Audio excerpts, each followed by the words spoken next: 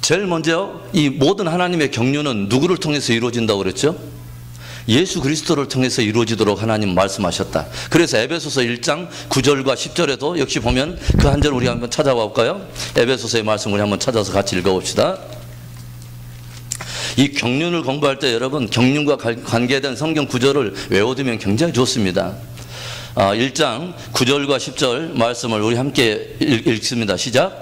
그 뜻의 비밀을 우리에게 알리셨으니 곧 그 기쁘심을 따라 그리스도 안에서 때가 찬 경륜을 위하여 예정하신 것이니 하늘에 있는 것이나 땅에 있는 것이 다 그리스도 안에서 통일되게 하려 하심이라. 참 깊은 말씀이에요.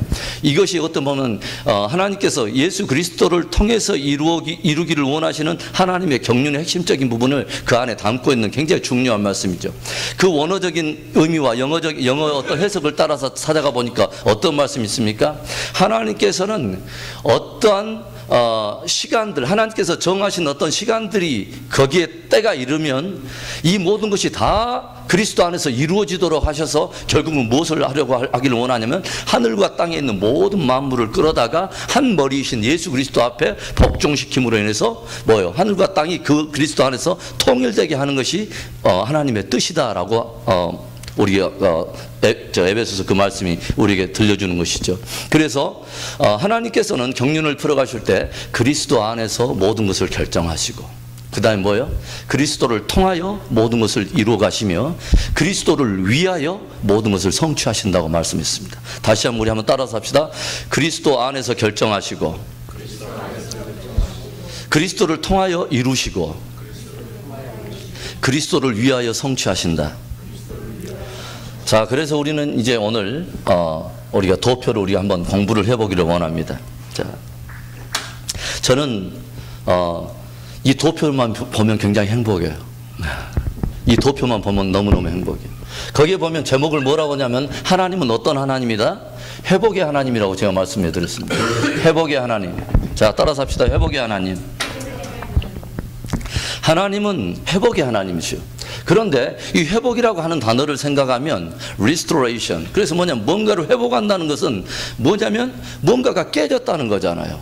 뭔가가 원래 의도와는 왜곡되고 뒤틀렸다고 하는 것을 의미하는 것이죠. 그렇죠? 그렇기 때문에 그것을 다시 회복시킨다고 하는 의미가 다가오는 것이잖아요. 그래서 우리가 에베소서 우리가 3장의 말씀처럼 뭐요? 영원 전부터 하나님의 그 만유를 창조하신 그분 안에 있었던 그 비밀한 경륜을 풀어내기 위해서는 어디서부터 시작하냐면 영원 전부터 계신 삼위 하나님으로부터 시작한다는 거예요. 삼위 하나님. 이 모든 지혜가 누구 안에 있었냐면 삼위 하나님 안에 있었다고 하는 것이죠. 영원 전부터 그분 안에 이 모든 회복에 대한 모든 경륜이 다 그분 안에 있었다고 하는 것입니다. 그런데 우리가 보면은 영원 전부터 그분 안에 있었던 비밀한 경륜들을 하나님께서 쏟아내실 때 무엇을 통해서 펼치실 것 같아요? 이게 그분 안에 있는 모든 것들을 쏟아내실 때 무엇을 통해서 쏟아내실까요?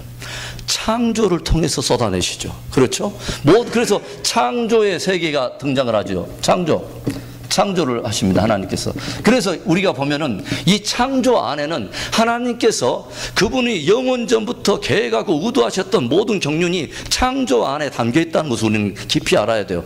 그냥 첫날에는 뭐 창조하시고 둘째 날에 이 정도의 의미가 아니에요.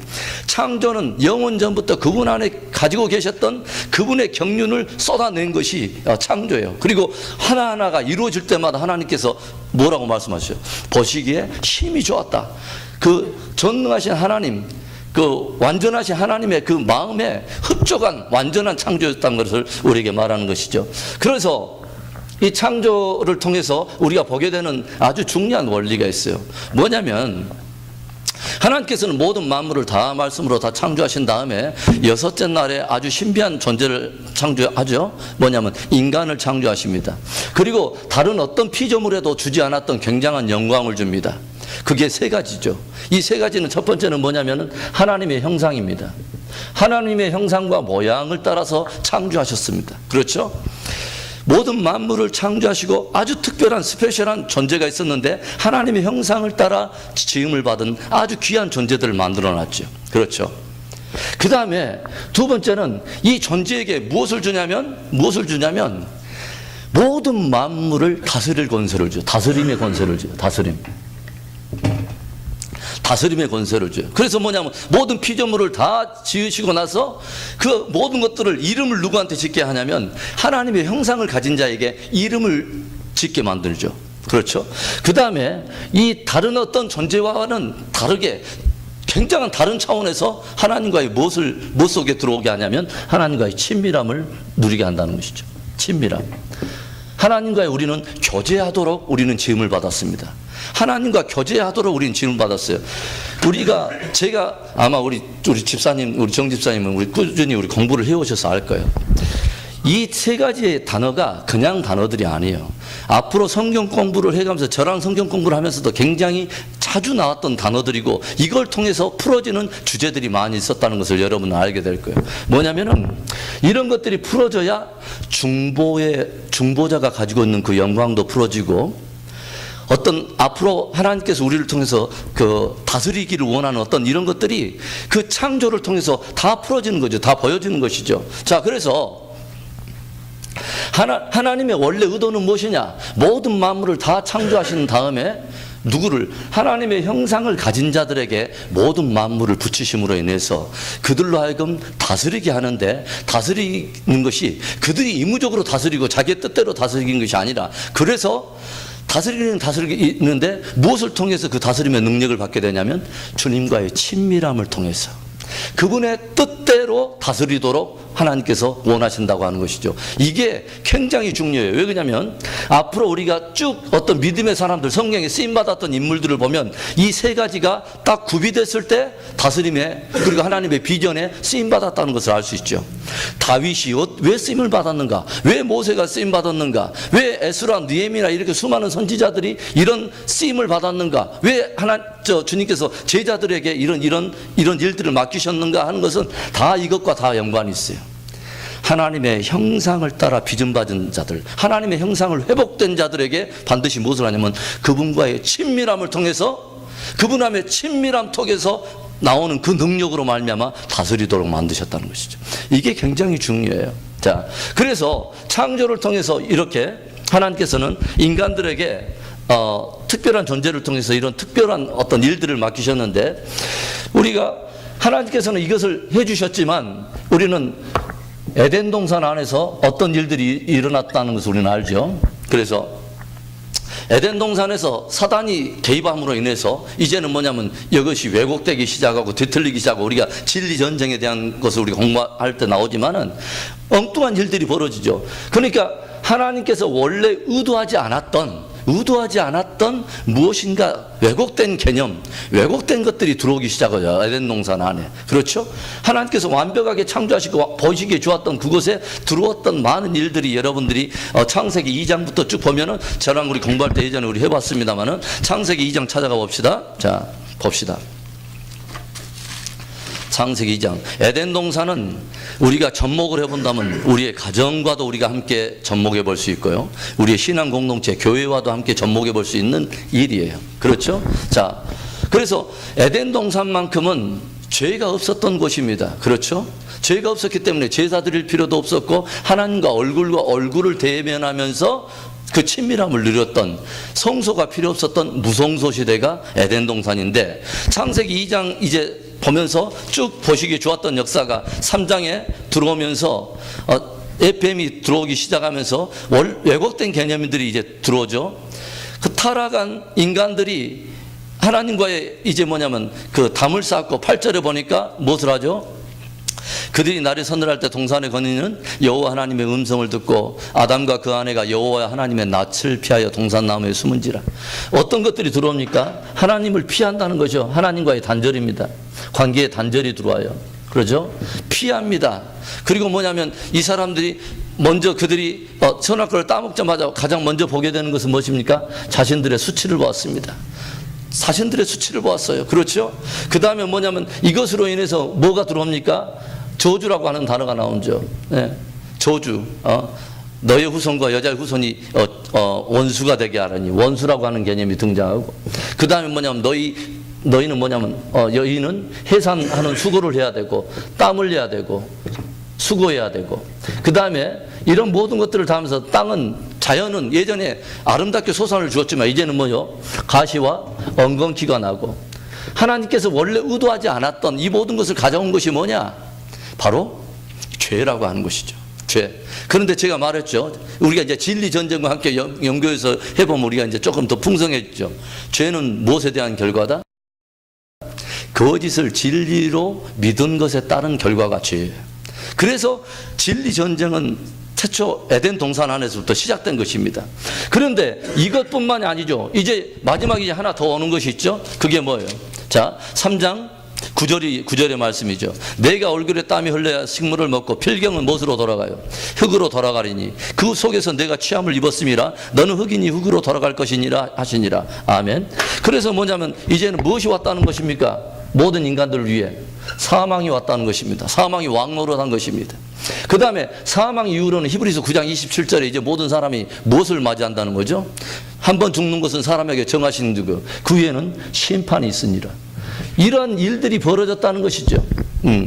그리고 결국은 무엇을 잃어버립니까? 하나님의 형상 안에서 하나님께 주기로 했던 형상이 왜곡되고 다스림의 권세를 뺏기버리고 친밀함이 다 깨져버리고 이제는 무엇을 잃어버립니까?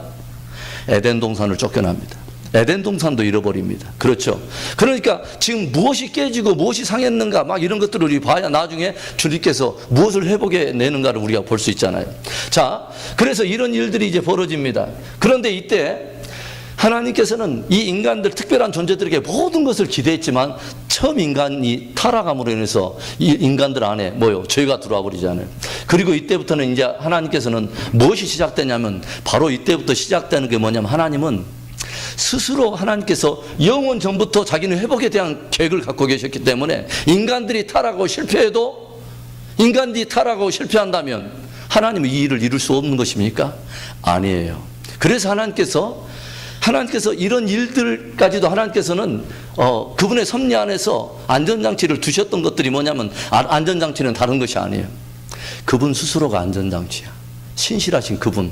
그래서 이때부터는 뭐가 시작되면 드디어 스스로의 자기의 이름을 걸고 주님께서 일방적으로 말씀하신 언약이 시작이 됩니다. 언약. 이게 뭐냐면 여인의 후손에 대한 언약이죠. 먼저 여인의 후손을 보내리라. 그래서 우리가 여기서부터는 이제 굉장히 중요한 말입니다. 뭐냐면은 하나님께서 인간들과 약속할 때는 언약할 때는 일방적인 언약이 있고 쌍방적인 언약이 있어요. 쌍방적인 언약은 말 그대로 신의 산 언약처럼 야 네가 이거 해라 내가 이거 해줄게 이런 것이 쌍방적인 언약이라면 일방적인 언약은 하나님께서 인간으로서는 도저히 안 되는 것을 주님께서 일방적으로 자신의 주권을 가지고 일방적으로 선포하신 것이에요. 나는 반드시 이를 이룰 거야 라고 한 것이 일방적인 언약입니다. 그럼 이 여인의 후손은 이 언약은 어떤 언약에 속합니까? 일방적인 언약입니다. 그래서 이것이 뭐냐면 은혜가 시작되는 것입니다. 은혜. 왜? 인간들은 더 이상 구원에 대해서는 아무것도 할 수 없는 상태가 되어버린 것입니다. 모든 것이 다 깨져버렸는데 구원에 대해서 무엇을 할 수 있단 말입니까? 아무것도 할 수 없는 바로 그때, 오직 하나님께서 스스로의 신실함을 두고 자기 이름을 두고 여인의 후손에 대한 약속을 하신 겁니다. 그렇다면 우리가 또 하나 짚어볼 것은 뭐예요? 주님께서 보내시기로 한 여인의 후손이 오기로 한 이 여인의 후손은 어디서부터 온다는 것입니까? 인간으로부터는 오는 사람이 아니라는 것입니다. 왜 그러냐면 인간은 이미 타락한 존재이고 깨져져 버린 존재이기 때문에 이들 가운데서 누가 와가지고 구원의 역사는 절대로 있을 수가 없는 것입니다. 그러면 이 여인의 후손은 어디부터 온다는 것입니다? 하나님께로부터 온다는 것입니다.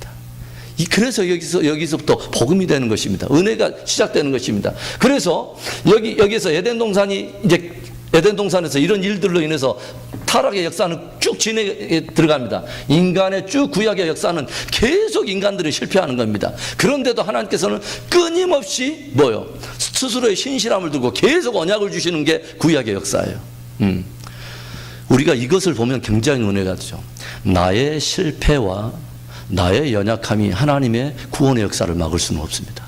인간들이 타락했다고, 인간들이 실패한다고 하나님이 어떤 일들을 못 이루시는 분이 아니라는 것이죠. 하나님은 스스로의 신실함을 두고 저와 여러분을 끝까지 구원하기로 작정하셨다면 주님은 구원해 내시는 것입니다. 할렐루야. 자, 이런 일들이 있어가지고 이제 에덴 동산에 죄가 들어오면서 점점 사람들이 막 눈덩이처럼 불어나는데 사람이 눈덩이처럼 불어난과 동시에 뭣도 눈덩이처럼 불어나겠어요? 죄도 굉장히 이제 다양하고 막 이래 지능적이고 굉장히 막 이렇게 벌어지겠죠. 그래서 이제 결정적으로 이런 일들이 일어나면서 제1 그 창조의 그 세대를 하나님께서 심판할 수밖에 없었던 것이 바로 이제 노아의 홍수 심판인 것이죠. 홍수 심판이 벌어집니다. 이 홍수 심판은 무슨 심판이죠? 물로 심판하는 것입니다. 물로 심판하는 거죠.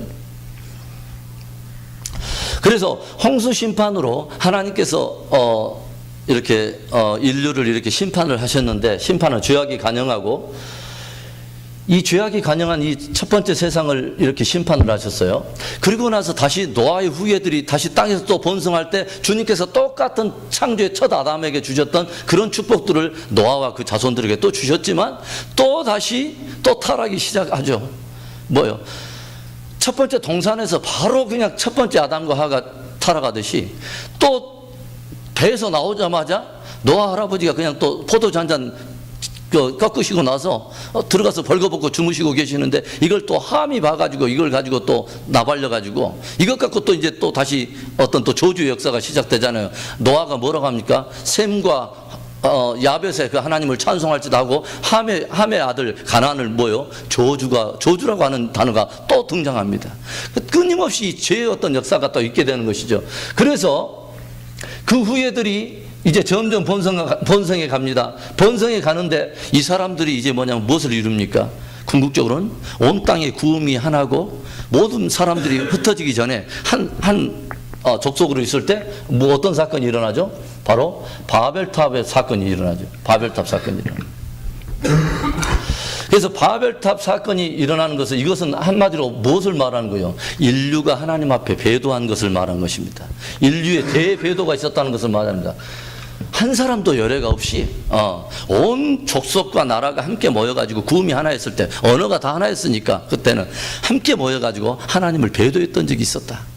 그래서 노아의 홍수 심판 때는 물로 심판했지만, 하나님께서는 이때는 뭐요? 물로 심판하지 아니라는 무지개 언약을 주셨기 때문에 또다시 하나님께서 그런 식으로 일을 처리하지 않으시죠. 뭐냐면 각 사람들을 언어를 흩으시고로 인해서 모든 사람들을 열방에 흩어버리십니다. 그리고 이 열방이 흩어지는 바로 이때까지가, 이합전제 제가 뭐라 했죠? 창조로부터 바벨탑 사건까지의 모든 민족이 뭐요? 한 통으로 이렇게 있을 때, 한 통으로 있을 때, 온 땅에 구음도 하나이고, 이런 있을 때 재어진 모든 역사를 뭐라고 그랬었느냐? 원역사라고 말했습니다. prehistory, 원역사다. 그런데 이때부터 이제 하나님께서는 모든 민족을 다 틀어놓고 나서 열방 가운데, 흩어진 열국 가운데 한 사람을 선택해 내십니다. 그게 바로 아브라함입니다. 열방은 흩어지고 모든 사람들이 다 타락을 해버렸어요. 다 타락해버렸습니다. 더 이상 아무런 어떤 희망이 없어요. 그런데 여기에서도 역시 하나님께서는 오직 자신의 신실함 때문에 누구요? 아브라함이라고 하는 한 사람을 주권적으로 선택해 내십니다. 그리고 나서 그와 또 언약을 또 맺으셔요. 그러죠? 그래서 너와 내 씨로 말미암아 천하 만민이 복을 받으리라. 땅을 주고 또 민족을 이루게 하리라 하는 아브라함과 또 언약을 또 맺으셔요. 이때부터는 이제 무슨 역사냐면 특별한 역사가 시작되는 거죠. 그래서 여기는 특수 역사라고 그래요. 예, 특별한 역사예요. 이스라엘을 중심으로 이제 펼쳐지는 또 다른 하나의 구원의 역사. 예, 아브라함으로부터 이제 시작돼서 한 나라를 이루기를 원하시는, 이건 하나님의 뜻이에요. 그러니까 하나님의, 여러분들이 경륜을 보면 굉장히 신비하죠. 하나님의 마음은 뭐냐면 하늘의 뜻이 이 땅에 이루어지기를 원하는 것이 하나님의 아버지의 마음이에요. 영원부터 있었던, 창조 안에 벌써 그 뜻이 있었던 거죠. 영원 전부터 그분 안에 가지고 있었던 것들이 그냥 그분 안에 꿈으로만, 비전으로만 남아있는 것이 아니라, 영적인 영역 안에서만 있는 것이 아니라, 신령한 영역 안에서만 있는 게 아니라 이 땅에서 모든 만민들이 보도록 드러내는 것이 하나님의 뜻입니다. 자, 그래서 아브라함을 통해서 이제 역사를 이제 전개해 가시죠. 그래서 여기서 뭐가 시작됩니까? 이스라엘이 시작되는 거죠. 이스라엘.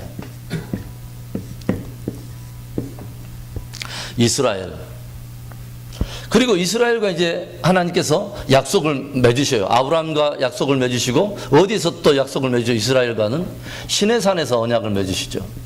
시내산에서 또 언약을 맺으시죠. 네. 자, 그 다음에 이 역사들이 쭉 흘러가면서 나중에 보면 이스라엘의 역사가 쭉 진행가다 보면은 아브라함을 지나서 이스라엘 백성과 시내산 언약을 맺으셨던 하나님은 누구와 또 언약을 맺으십니까? 다윗과 또 언약을 맺으시죠. 다윗의 언약이 있죠. 자, 이런 언약을 통해서만 또 이렇게 또 성경 공부를 해보면 또 굉장히 또 재밌습니다. 자, 다윗의 언약이 있습니다.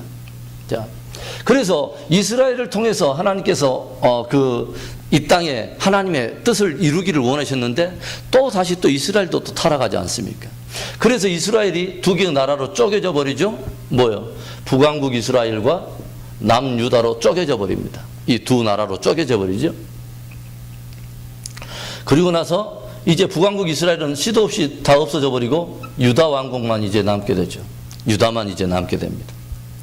그리고 나서 우리는 유다도 역시 뭐냐면 뭐요? 또 하나님께 범죄해서 바벨론으로 포로로 끌려갔다가 다시 돌아왔다가 이런 혼돈된 역사 속에 오면서 이제 로마의 지배 아래서 바로 누가 오시냐면 바로 예수님이 오시는 것입니다.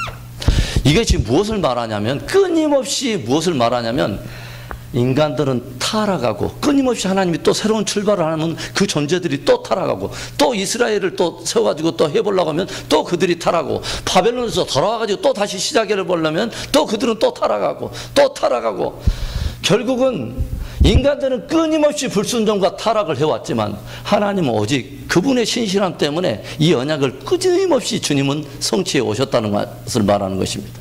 그리고 더 이상 뭐요? 이스라엘 가운데도 소망이 없던 바로 그때 주님이 오시는 것입니다. 주님께서 오시고 나서 여기서부터 진짜 이제 무엇이 시작하면 회복의 시작이 되는 것입니다. 회복의 시작. 회복의 역사가 이때부터 시작이 되는 것입니다.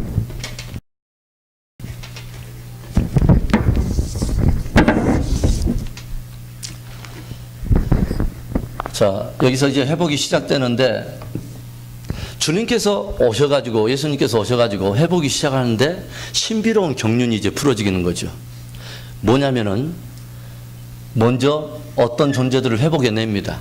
회복해내는데 어떤 시대가 열리기 시작하냐면 교회 시대가 열리는 거죠. 교회 시대는 누구의 구원을 말하는 거죠? 이방인들이 구원을 받기 시작한다는 거예요. 이방인들. 그러니까 주님께서는 뭐냐면 이 바벨론으로 인해서 먼저 흩어진 가운데 이스라엘을 통해서 일을 하려고 그랬습니다. 그런데 이스라엘 통해서 회복의 역사를 끌어오셨는데 이스라엘 전체 역사가 뭐요? 타락의 역사고 실패의 역사예요. 그리고 주님께서는 그리고 나서는 뭐요? 예수님께서 오셨는데 이들을 통해서 먼저 구원을 하시려고 그들 가운데 시작하셨는데 그들은 끊임없이 타락해 오니까 결국은 예수님께서 이들에게 먼저 오셨음에도 불구하고 구약의 이스라엘의 마지막 불순종의 극치는 뭐냐면 메시아이신 그분을 십자가에 못 박아버린 것입니다. 그래서 유대인으로부터 이제 뭐냐면 어떤 그 구원이 누구에게로 그리고 이 구원이 누구에게로 흘러가냐면 이제 뭐요? 이방인들에게 이제 들어오기 시작한다는 것이죠. 그래서 뭐냐면 흩어진 바벨 가운데 이방으로 흩어져 버린 바로 그들 가운데 주님께서 복음을 보내심으로 인해서 뭐요? 이방인들의 구원의 시대가 시작됐다고 하는 것입니다. 이게 하나님의 신비라고 그랬죠. 경륜의 신비라고 그랬죠. 로마서 11장 25절에 뭐요? 이방인의 충만한 수가 돌아오기까지 이스라엘의 덜어는 완악한 역사 속에 들어가는 바로 이때. 이방인은 충만한 이때는 뭐냐면 은혜 시대라고 말하죠. 도저히 구원받을 수 없는 사람들이 이때 뭐냐면 은혜로 엄청나게 구원에 들어오는 것입니다. 이방인의 구원 시대. 그런데 많은 사람들이 이제 그렇게 생각을 했죠. 뭐냐면 하나님께서는 그럼 이스라엘을 버렸느냐? 유대인들을 과연 버렸느냐? 그런데 그게 아니라는 거죠. 하나님의 경륜의 신비는 이학전에 우리가 7가지 경륜의 신비가 있었다고 그랬죠. 그 중에 하나가 뭐냐면 유대인과 이방인들을 하나님께서 이 역학관계를 통해서 하나님께서 구원의 역사를 이루어 가시는 신비가 있었다. 그래서 이방인의 충만한 수가 차 들어오기 시작하면서 뭐가 다시 역사 속에 드러나냐면 다시 잃어버렸던 그 옛 존재들 이스라엘을 다시 회복하기 시작했다고 하는 거죠. 이스라엘이 다시 드러난답니다. 이스라엘이 다시 회복하고 무엇이 다시 예루살렘이 회복된다. 예루살렘. 이스라엘이 회복되고 예루살렘이 회복된다. 그런데 여러분들이 항상 알아야 돼요. 뭐냐면 먼저는 뭔 회복이 오냐면 육적 회복이 나옵니다. 육적 회복이 먼저 시작됩니다. 그러니까 뭐냐면 땅도 다 차지하고 예루살렘 성전도 앞으로는 또 드러날 거예요. 그러니까 육적 회복이 먼저 옵니다. 그 다음에 두 번째는 뭐냐면 영적 회복이 이제 시작됩니다. 그래서 육적 회복이 시작되면서 어떤 일들이 벌어집니까? 유대인 가운데서도 지금 간헐적이지만 그들 가운데 예수님을 믿는 메시아닉 주들이 지금 서서히 생겨나기 시작하지 않습니까? 그러죠? 육적 회복이 시작되면 서서히 영적 회복도 서서히 시작되는 것입니다. 하나님께서 원래 의도하셨던. 그리고 나서 이런 일들이 함께 진행되면서 뭐가 함께 이루어집니까? 유대인과 이방인이 그리스도 안에서 한 몸으로 회복되는 일들이 서서히 벌어진다고 하는 거예요. 유대인과 이방인들이 그리스도 안에서 한 몸으로 회복되는 역사가 시작된다고 하는 거죠. 이런 일들이 일어나요. 우리가 성경을 잘 봐야 돼요. 아까 지금 우리가 사도행전 3장 20절 21절의 말씀 우리가 읽었는데요. 그때 어떤 말씀이 있냐면 이미 주님은 초림하셨는데도 불구하고 이 말씀이 나오는 것입니다. 주님이 이미 초림하셔서 승천하셨는데 그 뭐라고 그러냐면 하나님께서 그 예수 그리스도를 너희 가운데 보내리니 하는 말은 재림과 연결되어 있는 것입니다. 이미 초림에는 이미 오셨기 때문에. 그런데 그 재림과 관계해서 20절을 말씀한 다음에 21절에 뭐라고 하냐면 내가 뭐냐면 하나님의 선지자, 그러니까 구약의 수많은 선지자들의 입을 의탁하여 말씀하신 바 된 그 뭐냐면 만유의 회복. 구약의 많은 선지자들의 입을 의탁하여 말씀해 오신 바 바로 만유의 회복이 이루어질 때까지는 하늘이 마땅히 그를 받아들이라, 이런 말씀이 있어요. 그게 무슨 말하냐면 만유가 회복되는 것과 함께 뭐가 함께 맞물려 있냐면 주님의 재림이 맞물려 있다는 걸 알아야 됩니다. 만유의 회복과 주님의 재림은 맞물려 있다. 그러면 성경이 말하는 만유의 회복은 도대체 뭐냐 이거예요. 구약의 선지자들의 끊임없이 그래서 외쳐왔던 주제가 뭐란 말입니까? 반드시 만유는 회복된다고 하는 것을 구약의 선지자들은 끊임없이 말했다는 것입니다. 할렐루야. 그래서 우리는 이런 관점이 굉장히 중요해요. 왜냐하면 앞으로 되어질 모든 역사 속에서도 우리가 뭐냐면은 하나님 어떤 역사 속에 일어나는 많은 어떤 심판과 환난도 있겠지만 우리들의 눈에서는 흐리지 않아야 될 것이 뭐냐면 이 관점입니다. 하나님은 그런 일들이 반드시 일어나야 되되 그런 일들은 무엇을 향해서 지금 나가고 있다는 거냐면 회복을 향해서 나가고 있다는 거예요. 회복. 하나님은 그런 일들을 통해서 결국은 뭐 하려고 그러냐? 회복하려고 그러는 겁니다. 깨지고 상하고 원래 이들에게 주기로 했던 이들 안에 그 가져야 될 그 영광, 깨져버린 것들을 다 찾아와서 회복시켜 내겠다고 하는 것이 하나님의 뜻인 것입니다. 할렐루야. 그러니까 이방인들이 돌아오기 시작하고 이스라엘이 드러나기 시작한다. 이것은 회복의 만유가 회복되는 역사와 함께 맞물리는 굉장히 중요한 이슈라고 제가 여러 번 말을 하잖아요. 그래서 역사 속에 이스라엘이라고 하는 나라가 육적으로 또 돌아오고 다시 고토로 돌아오고 그 백성들이 다시 돌아오고 열방 가운데서 돌아오는 이런 일들이 있는 것은 만민 가운데 열방 가운데 하나님께서 기호로 삼은 일이다. 이것을 절대로 간과해서는 안 된다. 그래서 이스라엘의 역사 속에 드러난 것은 종말의 패러다임과 함께 맞물려 있다는 것을 우리는 절대로 잊어서는 안 된다. 제가 더욱더 하나님의 말씀을 요즘 더 읽어보면서 더욱더 확신하는 것은 뭔지 아세요? 진짜 확신하는 것은 뭔지 아세요? 유대인들은 하나님께서 이루시고자 하는 경륜을 읽어내지 못함으로 인해서 결국은 뭐예요? 교만해지기 시작하고 타락했다는 걸 저는 알았어요. 하나님의 경륜이 뭐냐면은 아브라함과 분명히 약속 속에서도 무엇을 말합니까? 야, 내가 땅 준다, 민족 준다, 나라 세워준다 하고 나서 이 하나님의 그 뒤에 따라붙은 너희들에게 왜 아브라함에게 그 약속을 주고 왜 이스라엘에 그 약속을 주는 그 축복의 이유와 축복의 방향을 이 사람들은 놓쳐버렸습니다. 뭐예요? 내 씨로 말미암아 천하 만민이 복을 얻으리라. 그러니까 아브라함을 통해서 그 후예들을 통해서 주님의 축복의 방향은 어디까지 가는 겁니까? 열방을 향해서 열려 있다고 하는 것입니다. 아브라함과의 약속은 선교적인 언약인 것이죠. 선교적인 언약이죠. 항상 제가 말하지만 복음의 양면성을 절대로 한 부분만 가지고 있으면 안 돼요. 하나님은 우리를 무엇으로 부르냐면 구원의 대상으로 부르셨어요. 왜? 그냥 저와 여러분은 절대적으로 타락한 존재였기 때문에 우리들은 구원을 1차적으로 받아야 돼요. 그리고 나서 반쪽은 뭐냐면은 우리를 구원의 대상으로도 불렀지만 이제 뭐냐면 구원의 통로로도 부르셨다는 것입니다. 할렐루야. 이것을 잊지 말라는 거예요. 교회도 이걸 절대로 잊어서는 안 돼요. 유대인들을 이걸로 쳐버렸어요. 자기들을 구원의 대상, 축복의 대상으로만 봤어요. 그러면서 그들을 통해서 이루어가기를 원하는 하나님의 천하 만민, 땅끝, 이런 약속들을 유대인들을 보지를 못하고 나서 그 말은 무슨 말입니까? 유대인 너희들을 통해서, 이스라엘을 통해서 이방인들을 구원하려고 하는 하나님의 크신 경륜을 놓쳐버린 겁니다. 그러니까 여기에서 흐트러져 보니까 이 사람들은 다 타락해 가고 자기들의 특권만 생각하고 누릴 것만 생각하고 이방인들을 품지를 못해요. 결국은 그래서 예수님도 결국은 십자가에 못 박아버리고 말아요. 그런데 제가 뭘 봤냐면 이방 교회도 똑같은 원리입니다. 뭔지 아세요? 이방 교회가 뭐냐면 풍성한 그리스도로 말미암아서 은혜를 받았습니다. 그런데 이방 교회는 무엇을 또 이제 놓치기 시작하면 이스라엘 원가지를 통해서 또 마지막 패러다임의 회복이 풀린다고 하는 이 개념을 이방인들이 받아내지를 못해요. 그러고 나서 유대인들은 다 제껴놓고 나서 이방인들이 그런 것들을 풍성하게 누리기 시작하면서 처음에는 은혜였는데 이스라엘이 나타나고 마지막 경륜들이 풀어지는데도 교회들은 그것을 주목하지 않으니까 교회들이 타락하기 시작한 겁니다. 왜냐하면 하나님의 경륜의 핵심들을 놓치면 사람들은 엉뚱한 것에 항상 관심을 갖게 됐어요. 제 안에 더욱더 그런 확신이 있습니다. 하나님의 말씀을 보면서 결국은 이거구나.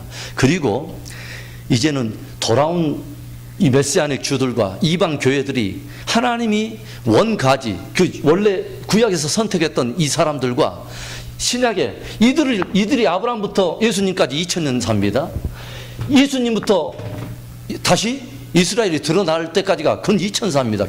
교회 시대가 맞물려 있는 것입니다. 그게 뭐냐면 주님께서는 신령한 이스라엘을 그리스도 안에서 회복시켜 내려고 하는 것입니다. 이것을 알아야 된다고 하는 것이죠. 그래서 이게 하나님의 경륜의 굉장히 중요한 부분이다. 자, 그래서 유대인들이 이방인을 뜨겁게 사랑하기 시작하고요. 이방인들도 교회가 유대인들을 향한 하나님의 마음이 품어지면서 뜨겁게 사랑할 때 어떤 일들이 일어나는지 아세요? 그때야말로 이제 뭐냐면 주님의 재림이 가까워오는 것입니다. 어마어마한 폭발적인 그 부흥들이 일어나는 것입니다. 그것이 함께 환난과도 맞물려 들어가는 것이지만 환난도 오지만 제가 말했지만 큰 부흥도 온다. 놀라운 회복이 온다라고 하는 제가 말씀을 드렸죠. 반드시 일은 일어나고야 맙니다. 할렐루야. 하나님이 약속했으면 일어나는 거예요. 할렐루야. 이 부분에 대한 부분을 조금만 우리가 더 봅시다. 자, 에베소서 2장을 찾아가 봅시다. 여러분 바울 서신을 읽다 보면 바울 서신을 보면 다 교회만을 위해서 주는 복음은 아니라는 걸 여러분 알아야 됩니다. 에베소서 같은 말씀도요, 유대인과 이방인의 관계 속에서 읽기 시작해 보세요. 전혀 다르고요. 바울 서신을 유대인과 이방인의 관점에서 읽기 시작하면 굉장히 다릅니다. 자, 에베소서 2장을 우리 봅니다. 에베소서 2장 말씀에 11절에 봅니다. 11절에 이런 말씀이 있습니다. 그러므로 생각하라. 너희는 그때에 육체로 이방인이요 손으로 육체에 행한 할례당이라 칭하는 자들에게 무할례당이라 칭함을 받는 자들이라. 그러면 이 편지를 받는 너희는 누구를 말하는 것입니까? 이 너희는 누구를 말하는 거예요? 너희는 그때 육체로 이방인이요 손으로 육체에 행한 할례당이라 칭하는 자들에게 무할례당이라 칭함을 받는 자들이라. 이 너희는 누구를 말합니까? 이방인인 것입니다. 이방인. 그러면 손으로 육체에 행한 할례당은 누구를 말하는 것입니까? 유대인을 말하는 것입니다. 그러니까 유대인과 이방인의 관계를 지금 여기서 조명하고 있는 것입니다. 그런데 12절에 또 그때에 나옵니다. 그때 너희는 그리스도 밖에 있었고 이스라엘 나라 밖의 사람이라. 약속의 언약들에 대해서도 외인이요 세상에서 소망도 없고 하나님도 없는 자이더니 다 누구를 지금 계속 말하는 겁니까? 이방인들. 13절에 이제는 전에 멀리 있던 너희가 그리스도 예수 안에서 그리스도의 피로 가까워졌느니라. 그는 우리의 화평이신지라 둘로 하나를 만드사 중간에 막힌 나무러시고. 자, 여기서 둘로 하나를 만든다 했을 때 이 둘은 누구를 말하는 것일까요? 문맥상 유대인과 이방인. 자, 15절 원수된 것 곧 의문에 속한 계명의 율법을 자기 육체로 뺐으니 이는 이 둘로 자기 안에서, 아까 말했죠, 이 둘로 자기 안에서 한 세 사람을 지어 화평하게 하시고. 그러면 그리스도 예수 안에서 이 둘로 자기 안에서 화평을 이룬단 말은 이 둘은 또 누굽니까? 유대인과 이방인. 유대인과 이방인. 그 다음에 16절 또 십자가로 이 둘을 한 몸으로 하나님과 화목하게 하려 하심이라. 하나님의 경륜이에요. 하나님께서 이렇게 하시려고 하는 것입니다. 원수된 것을 십자가로 소멸하시고. 17절 또 오셔서 먼 데 있는 너에게 평안을 전하고 가까운 데 있는 자들의 평안을 전하셨으니. 18절에 함께 있습니다. 시작.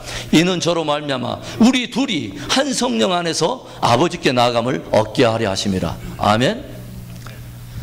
주님의 경륜을 알아야 돼요. 주님의 경륜을 알고 우리가 조용히 기도할 때요, 하나님 유대인을 어떻게 사랑하셨습니까? 이스라엘을 어떻게 사랑하셨습니까? 하나님의 마음을 가지고 성경을 읽어보세요. 얼마나 하나님의 마음속에 이스라엘을 질투하는 사랑으로 사랑하셨는가. 그리고 그 사랑이 없었다면 저와 여러분도 주님은 사랑하지 않는 것입니다. 모든 사랑의 근거와 우리의 믿음의 원뿌리는, 소망의 근거는 항상 원가지인 이스라엘을 통해서 우리는 모든 믿음의 원리를 받아먹는 것입니다.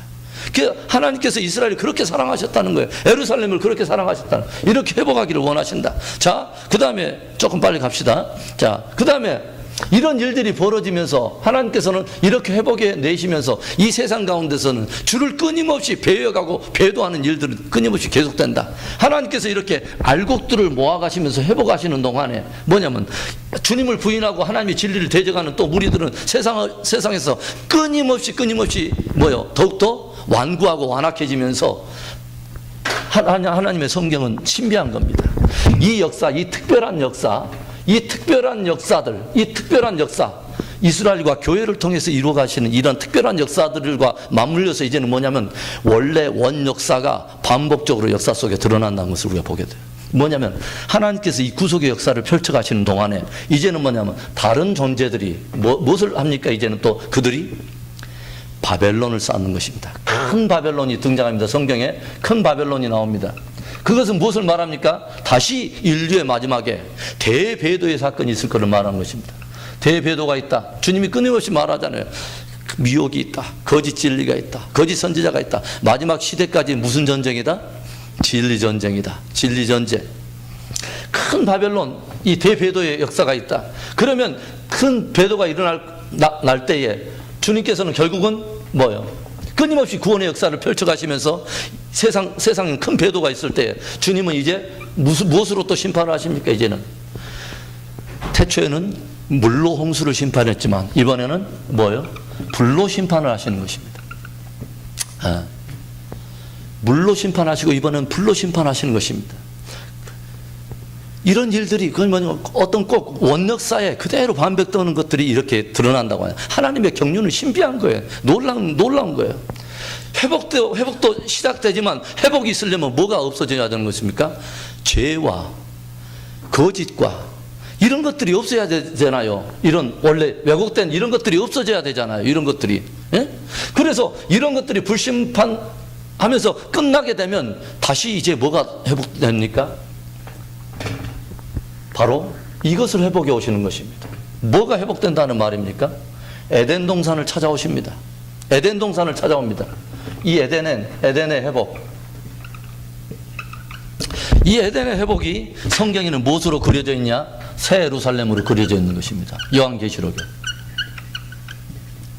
그래서 성경에는 이때가 되면은 무엇이 성취가 되는 거예요? 이게 주의 재림과 함께 이제 맞물려고 있죠. 주의 재림과 함께 맞물려고 있죠. 주의 재림과 함께 이 땅에서 뭐가 시작되는 것입니까? 바로 천년 왕국이 시작되는 것입니다. 그 천년 왕국이 뭐냐면 에덴의 회복으로 묘사가 되고 이게 바로 새 예루살렘으로 묘사가 되어 있는 것입니다. 그러면 이때가 되면 무엇이 다시 되는 것입니까? 죄나 애통하는 것이나 고가는 것이나 저주하는 것이 없으리니 이제는 거기서는 다 주님을 얼굴과 얼굴을 대면하고 얼굴과 얼굴을 대면하고 하나님과의 친밀함을 통해서 그들이 천년 동안 그리스도와 함께 무엇을 하리라? 왕노릇하리라. 다스림 말입니다. 다스림. 왕노릇하리라. 왕노릇. 이 일들이 이루어진다. 하나님께서는 그러니까 마침내 하나님의 형상을 회복한 자들을 통해서 친밀함 속에 다스림의 권세를 다시 회복해 내는 바로 이 에덴을 가져온다. 그리고 에덴 동산을 놓쳐버렸잖아요. 그런데 그 에덴 동산까지 찾아온다는 것입니다. 회복해 낸다 이것이죠. 그래서 하늘과 땅이 누구 안에서 통일되어 버리냐면 그리스도 예수 안에서 통일되게 하려 하심이라. 이 말씀을 이룬다는 것입니다. 그리고 이때 하늘과 땅이 그리스도 안에서 통일되면 하나님께서는 이제 무엇을 시작합니까? 바로 영원, 바로 영원, 삼위 하나님 말입니다. 삼위 하나님, 영원한, 천년왕국까지는 시간이 있어요. 그러나 이때부터는 시간의 개념이 무너져 버립니다. 이 전까지는 사망이 왕노를 했지만 여기서는 사망이 없어져요. 그래서 뭐냐면 부활이 신비다. 부활이 신비다. 그리고 여기서는 시간의 개념이 없어져 버려요. 이제는 영혼으로 들어가 버려요. 그리고 이때부터는 무엇을 들어가냐면 주님께서 그리스도 예수 안에서 하늘과 땅을 다 통일이 되면 아들이 무엇을 합니까? 그 나라를 아버지께 올려드릴 것입니다. 아버지께 올려놔서 말 그대로 하늘과 땅이 하나님 안에서 다 통일되는 영원한 하나님의 나라가 성취가 되는 것입니다. 하늘과 땅의 어떤 공간 개념이 다 없어져 버리는 것입니다. 이제는 오직 하나님 안에서 모든 사람들이 하나님의 나라 그 주의 다스림을 받는 것이죠. 이런 회복의 하나님, 이 경륜을 우리가 바라본다는 것은 너무 중요해요. 이것을 바라봐야 뭐가 보이는지 아세요? 구약과 신약이 함께 짝이 있구나. 주님이 그래서 노아 홍수 시대의 첫 세대를 심판하신 이야기를 똑같이 예수님이 한 중간에서 이야기할 때는 무엇을 바라보시고 함께 이야기하냐면 바로 다가올 이 불심판. 그날에는 노아의 홍수와 같고 소돔과 고모라의 때와 같으리라 했던 주님은 무엇을 보냐면 과거의 이야기와 먼 미래의 모든 것이 하나님의 경륜 안에 가지고 있는 것을 정확히 알고 계세요. 이 그림을 제가 제일 처음에 이렇게 미국에 와가지고요. 그동안 이제 이렇게 듬성듬성 공부했던 것을 통합해가지고 하나님께서 지혜를 주셔가지고 딱 이 도표를 갔는데 제 안에 얼마나 행복한지 너무너무 행복한 거예요. 회복의 하나님. 하나님 오늘도 끊임없이 우리 가운데 회복하기를 원하시고 우리를 이 회복의 경륜 안에 우리를 초대하시고 회복하는 자로 저와 여러분을 쓰임받기를 원하십니다. 항상 그러잖아요. 하나님의 뜻을 아는 사람이 그 뜻대로 구하고 그 뜻을 따라서 그 경륜의 쓰임을 받는 거예요. 이 원리는 똑같은 거죠. 하나님의 형상을 가졌다는 것은 하나님의 비전을 꿈꾸고 함께 하나님께서 무슨 일을 하려고 하시는가를 주목하고 있는 것을 말하는 것입니다. 그 사람들을 통해서 주님과의 친밀함 속에 주님은 다스리기를 원한다는 것이에요. 그 친밀함 속에 누가 하나님의 뜻을 품은 자들이 눈물로 그 뜻을 가지고 기도하고 하나님 주님의 뜻을 이 땅 가운데 이루어 주옵소서. 하나님 이 땅 가운데 이루어 주옵소서. 그래서 최근에 제가 이야기만 하고 이제 마칩니다. 순회 선교단이라고 하는 그 선교단에서는 말씀 기도라는 것을 합니다. 그건 뭐냐면 성경을 읽고 나서 하나님께서 이러이러하려 하심이라 이런 것을 하나님의 뜻이 딱 보이지만 하나님 이 뜻을 이루어 주옵소서. 하나님 그 뜻을 이 땅 가운데 이루어 주옵소서. 이 뜻이 내 삶 속에 이루어지기를 원합니다 하고 간절히 기도하는 게 말씀 기도예요. 그 말씀 기도하면 실패하지 않겠죠. 왜냐하면 주의 뜻대로 기도하기 때문에. 그런데 제가 그것을 최근에 많이 경험해 보는 게 뭐냐면 하나님이 어떤 일들을 하기를 원했던 것을 내가 품고 간절히 기도하잖아요. 하나님께서 하나님의 마음을 주시더라고요. 하나님의 마음을 부어주셔요. 하나님이 얼마나 그 뜻을 이루기 위해서 갈망하는가 그 마음을 보면서 이스라엘을 바라보고 예루살렘을 위해서 기도하니까요. 얼마나 눈물이 나오는지 몰라요. 하나님의 그 마음속에 얼마나 그 사랑했던 그 존재들 그들을 향해서 끊임없이 인류들을 향해서 주님이 성취하기를 원했던 그렇게 원했던 하나님은 회복에 대한 열정이 어느 정도냐면 적어도 자기 아들을 내어줄 정도로 주님은 회복의 열정이 있으세요. 아들을 내어줘서까지 반드시 회복해 내겠다는 것입니다. 저와 여러분 안에 깨져버린 것들이 뭔가를 알아야 그것을 위해서 우리가 회복을 위해서 기도하지 않겠습니까? 자, 오늘 여기까지 하고 우리 기도합시다. 예.